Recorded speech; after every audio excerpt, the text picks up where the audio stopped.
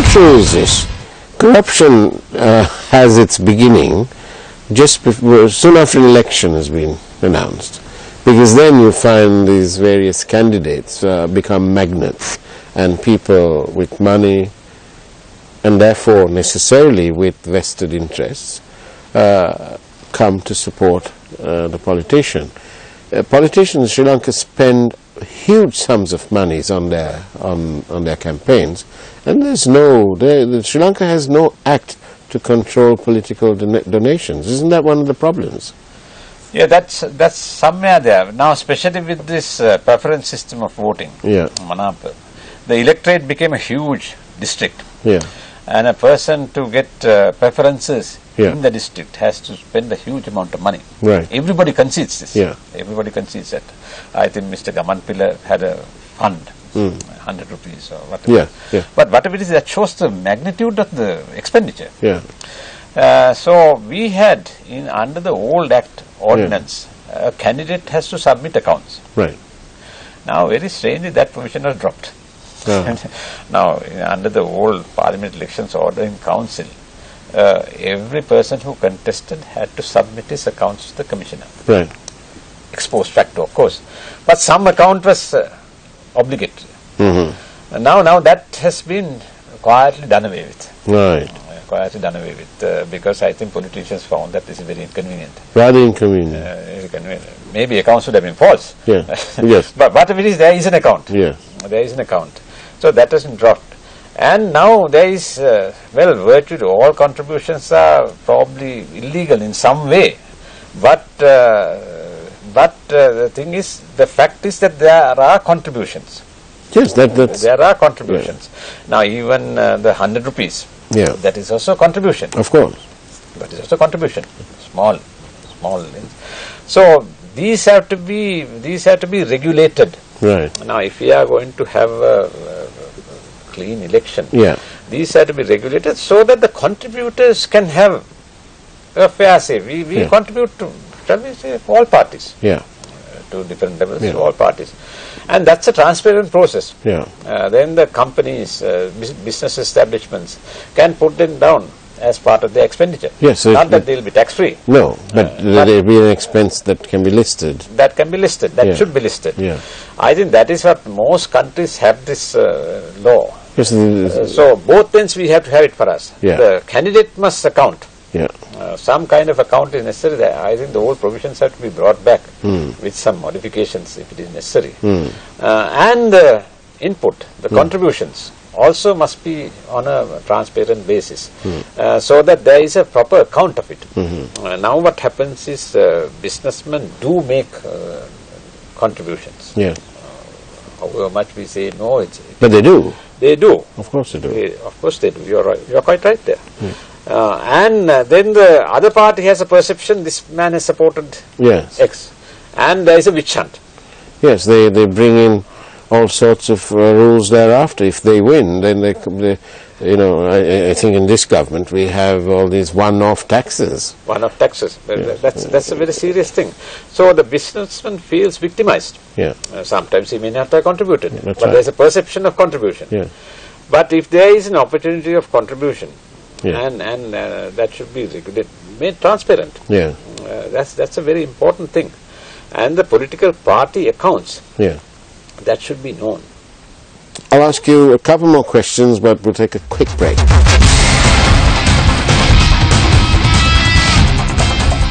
We have no sort of accountable process for companies to make donations. We have no process where, now as you say, it was quietly dropped. So we have no process for the other side, the members of parliament, to keep a list of their accounts. And so essentially this money is all black. You're quite right for us. Now in the earlier law, not only members of parliament, all candidates had to declare. Oh, I see. All candidates had to declare. Right. I know this very well. Right. All candidates had to declare. So that was a very useful process. Yeah. So you had to have some kind of account. You have to have some kind of account. This amount we have spent on posters, this amount we have spent on advertising. Yeah. Some kind of this amount we have spent on maintaining our offices. Yeah. So there is some kind of accounting process. I think this can be easily worked out. Right. The Elections Commission Yeah. can work out. Yeah. These are things that we should work on. Right. Now, I think this now tail end of this parliament, it may not be possible to get all the MPs to agree on this. Right. Now you can see the hodgepodge that the 19th Amendment turned out to be. Yeah. I think if we try to put in this, there will be no law that will emerge. But these are things that should be worked out. Right. And should be done. Right. They have items of expenditure. Right. Now in election, you Yeah. get items of expenditure. So a company or an individual can support particular items of expenditure, Okay. advertising, maintaining the office or whatever, Yeah. or generally all expenditure. Right. In the rest of the world, they have these systems in place. So the Americans have it, the British have it, the Australians have it. Probably every other country apart from here, God knows. But anyway, there is a system so that they can donate money. So if a large construction company decides to support Party A, and when they win, and then there's a tender to build a outer circular highway, they can bid for it. There's no, and the minister in charge can take a very wide-angled view. He say, yeah, all right, so let's give it to whoever the best person is for the project, not dependent on whether he'd given him 3 or 4 sackloads of black money. That's it. Isn't that what we're trying to get at? That's and then everybody is satisfied that there is some kind of openness, transparency in this process, where the bidder or contractor X has made donations to both companies, but it's known. Right. It's known. But now what happens is that is a consideration for the, shall we say, these are where there are spontaneous offers. Now the greatest danger is without any kind of prior announcement. Yeah. Contracts are avoided. Single source. Yes. Single source where the person makes a proposal and that is accepted. I think that is most of the criticism that is coming. Most of these things are single source, and that is which is not responsive to any kind of tender process. Yes. Talking on corruption, we have a situation where the current government, the minority government, made all sorts of accusations about the previous administration and said that the roads have cost so much more and everything has cost too much. So now that they're in power, they continue to say those things, but we have noted a singular lack of accountability or a prosecution. Okay, we have the Minister of Economic Development in remand, but he's not in remand for the things he was accused of. He was accused of X, and he's in remand for not doing his job or abusing his power. It's two different things. So the public perception, again, is that they've been misled. They've believed this story about corruption, and the reality is 3 months later is that there's no proof. Yes, that is so for us. Now with regard to this construction, especially the roads, the highway projects, I also thought, I read these things, I thought whoever who made the allegation had done his homework. Now you can't just go by distance and say in country X, this distance has cost so much. In this country, this distance has cost 4 times more. Really, you have to study the bill of quantities. I have been doing prosecutions and this kind of analysis. You have to study the bill of quantities and say item by item, this kind of filling, this is the contracted normal rate. But here to this contractor, you have paid 2 or 3 times that amount. And that's for laying the concrete, this is the standard rate. So I don't think anybody has done this detailed study of the bill of quantities, instead of which you are going on whole lump sum amounts and saying that there is overpayment. The FCID, the prosecutor, he said in open court that this money was not taken home either by the minister or those other 2 officials who've been arrested along with him. That's right.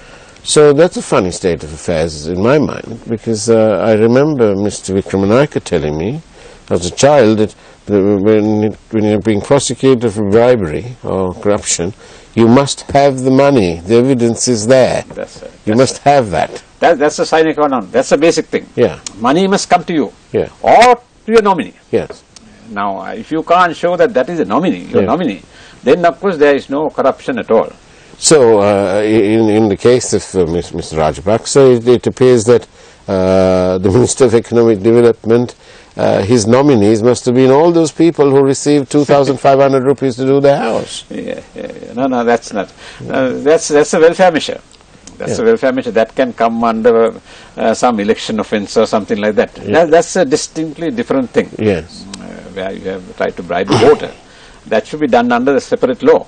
So some people say, when in politics, they insist that they have good ministries. What do you think good ministries mean? Good ministries means where there is a lot of work that can be done. Right. Now, shall we take the Ministry of Education? Right. That is not a good ministry. Right. Because these have very little money. Very little money. Infrastructure development is almost zero. Right. The government is spending solely on recurrent expenditure. Right. So that is not a good ministry. But if you have a ministry with regard to where there is construction, highways, right. Highways, Yeah. or that kind of thing, where there are contracts Yeah. to be awarded, where there is infrastructure spending, Right. then that becomes a good ministry. Because a good ministry attracts greater funding. That's right. That's right. That's right. Now, right along, ministries with regard to Mahavali development have been all good ministries. Right. Okay. That's past history. Yes. So, Yeah. where there is procurement, Yes. where there are purchases, Yeah. then that becomes a good ministry. Right. Is it wrong for them to consider bringing legislation to control political donations? No, that's vital. That's vital for us because that's some start. This whole thing has some source, beginning, which is the contact between the person who is doing the contracts, Yeah. the businessman, and the politician. Yeah. There is no corruption without these two persons. Right. There is the politician or the public official and the businessman. Yeah. Now, this is where corruption Yeah. meeting.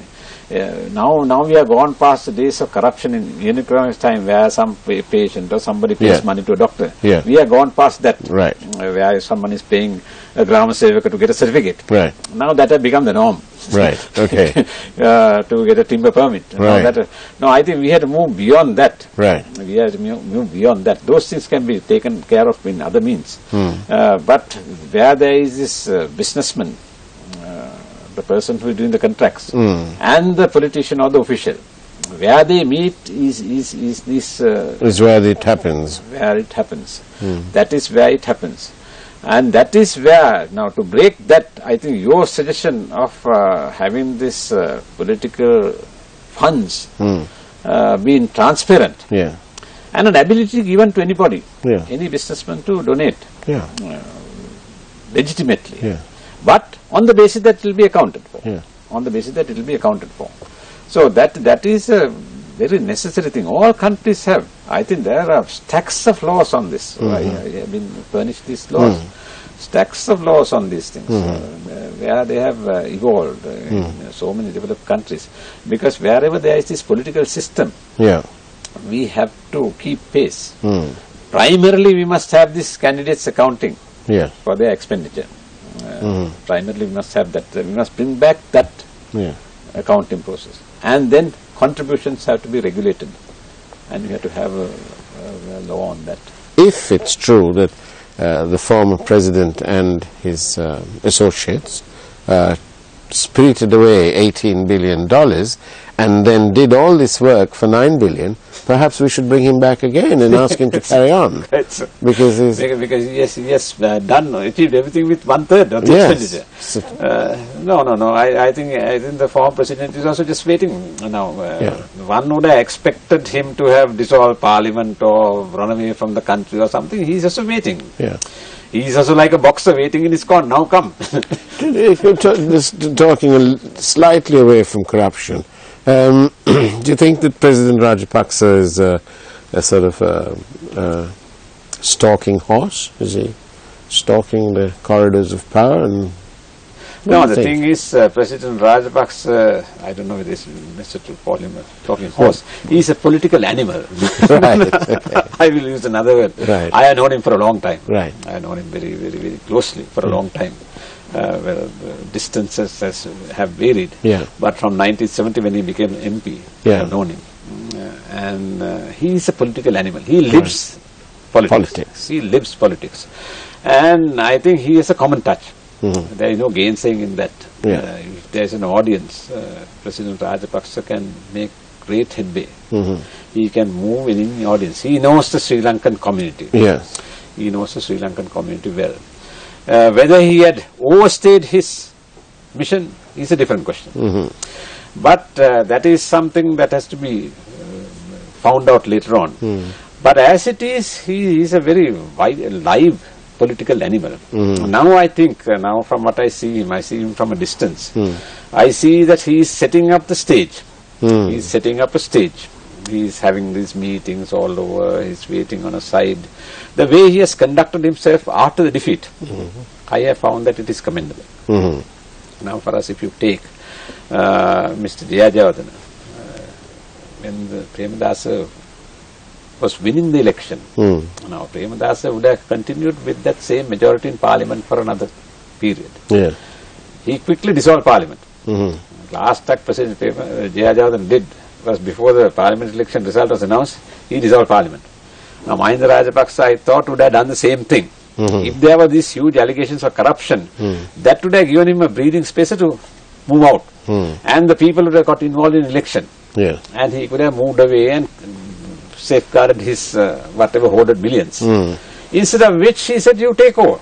I am moving out at 6 a.m. in the morning. And goes to the village and he roams around.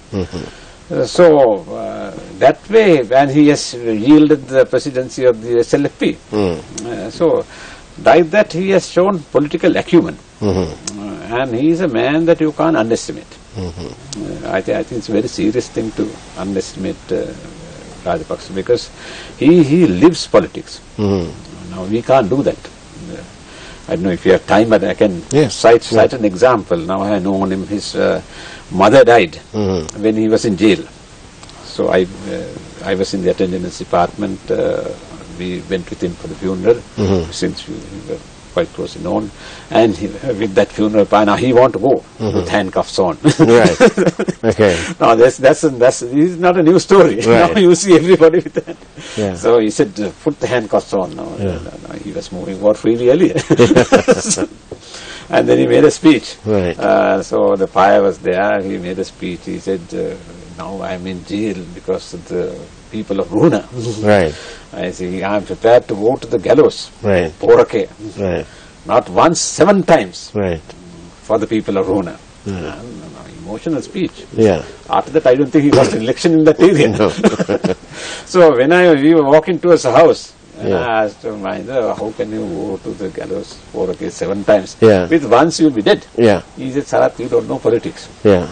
Once is not enough for our people. You require 7 times.